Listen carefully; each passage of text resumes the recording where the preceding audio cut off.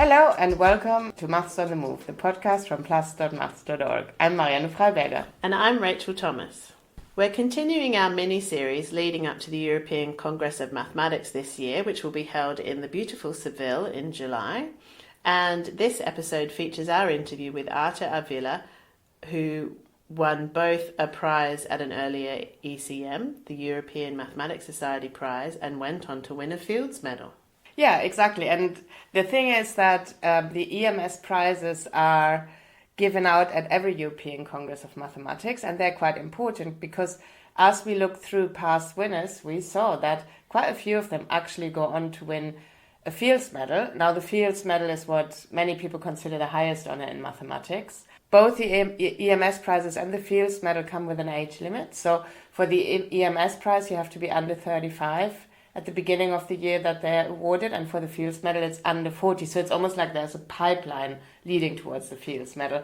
So we thought for this mini-series, we will revisit interviews we have with people who won a Fields Medal, who have previously also won an EMS prize. So we talked to Artur Avila, who won his Fields Medal in Seoul in 2014 for his work on dynamical systems. Now, Marianne, you used to study dynamical systems before you worked here at PLUS.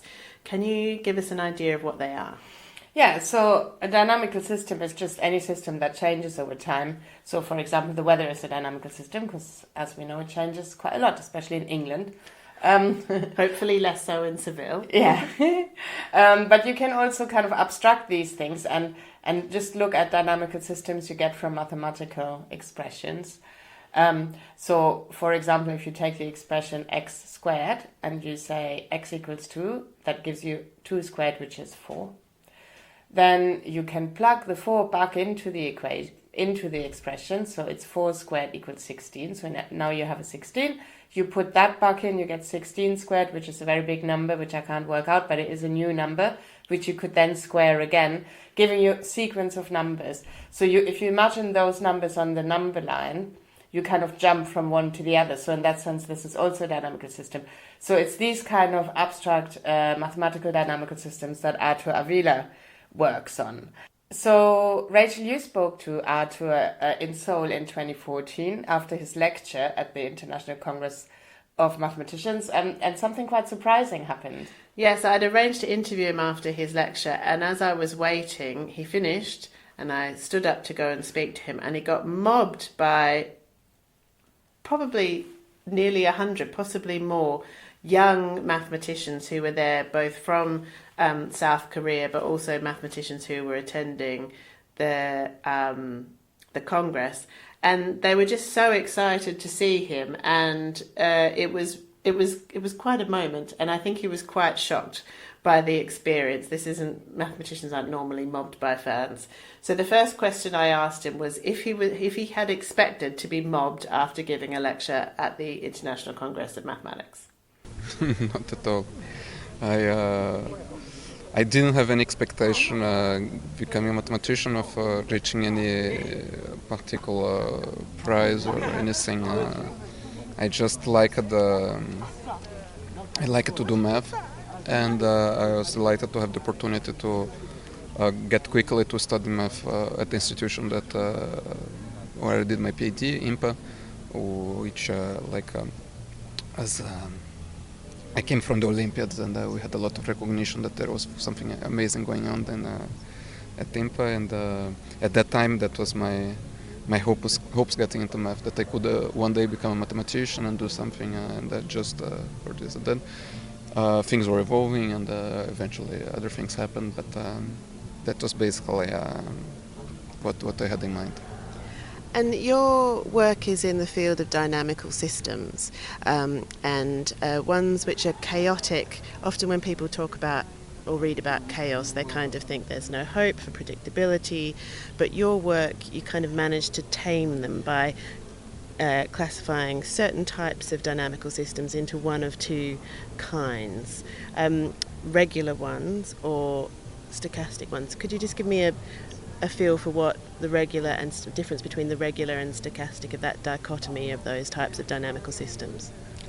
So, well, this is a feature not only of my work, there are many works towards this, but basically When many people, when they think of a dynamical system or see some system that evolves in time, they usually look to find some kind of periodicity in the system.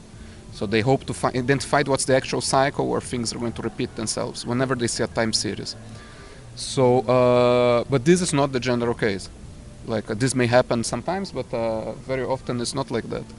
And so there is, so we could call this regular behavior, where the system is evolving and basically it's settling into some kind of periodic behavior eventually, which is easy to understand, and then you can make very simple predictions. But there is also possibility of chaotic behavior emerging, where it's characterized by the fact that a little instability in the beginning. So if you make a little error in measuring where you were at some point, later on you have a profound impact on what you actually see. So you see that kind of sensitive dependence to initial conditions is one of those features of chaos and other things. And basically, so those systems, you basically have to abandon hope of trying to describe it in give a very precise prediction of what's going to happen very far away. But you can do other things. Like it's not because you cannot predict what a coin toss will give you that you cannot that you can say something useful. Like you can say that if you throw a coin 1 million times, you're going to get certain expected number of heads and tails with some variation and so on. The same for dynamical systems. You can get important, do some kind of stochastic modeling, which will give you kind of information about probabilities of seeing events and what can you expect about this. And for this can lead you to actually use those dynamical systems sometimes more efficiently than even systems that don't display as much as the dependence to initial conditions. So less chaotic systems can be harder to analyze than the most chaotic ones that you can find. So although most systems aren't regular, they're not periodic, even if they're chaotic, you could be able to predict their long-term behavior using statistical kind of means. Yes, you don't predict, you don't make the same kind of predictions. You don't kind of say what's going to be the temperature in 1 million years exactly, but you can say, well, of course, in practice, it is the systems are not given by these simple rules, but it should be equivalent of saying the average temperature along the next 1 million years will be whatever. So this kind of prediction that maybe is better, or even and have bounds of not how it oscillates in, with some kind of averaging procedures and so on.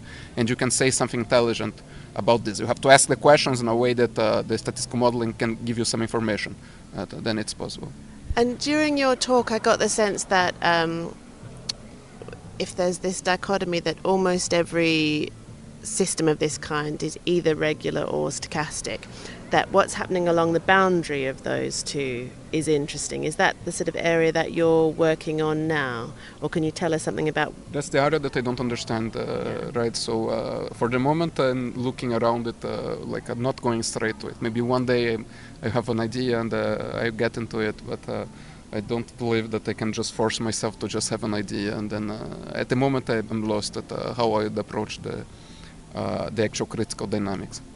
And when we were reporting on this, writing our article about this plus, we noted the very careful, mathematically precise definitions that almost all of these systems are either regular or stochastic. So there are some monsters hiding in the system that are neither. Is that true?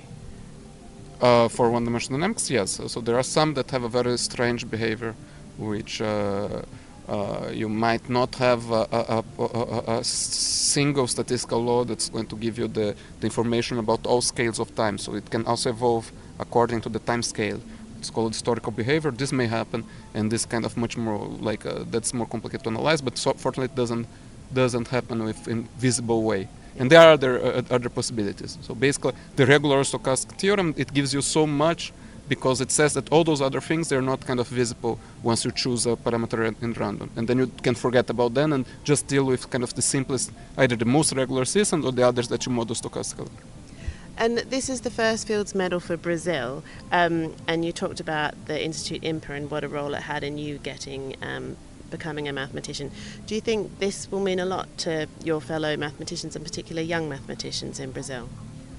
I think it should mean, especially for non-mathematicians that might, young people that are not yet into math but like math and might kind of get more motivated to try math as a career. If you're already doing math, then you're already usually going to be motivated and in the right path. Yeah. Right, so but even before that, it may be to motivate people that are considering or didn't consider because they didn't know it was a possibility, and now see that it can be a nice career. And you've got the ICM in 2018 in Rio. So 2018, yes. And will you be involved in that ICM there? I will have probably I can help, like there's symbolic effect of the prize that they can use it to some effect to kind of get some publicity around it and so on. So in this way I help. I'm not going to work directly on the organization because I'm very bad with practical matters. So it probably wouldn't be very useful, and it would be actually maybe not very don't lead to anything. But I can actually help in different ways, and I hope to do so. That was Artur Avila talking to us in Seoul in 2014. And looking forward to the next ICM that was going to come up after the one in Seoul, and that was actually in Rio, which is in Brazil, which is where Artur is from. So that was quite an exciting thing to look forward to. And it was an amazing ICM, the one in Rio. We very much enjoyed it. Stay tuned for more interviews with EMS prize winners in the run-up to the ECM. Thanks for listening, and bye for now.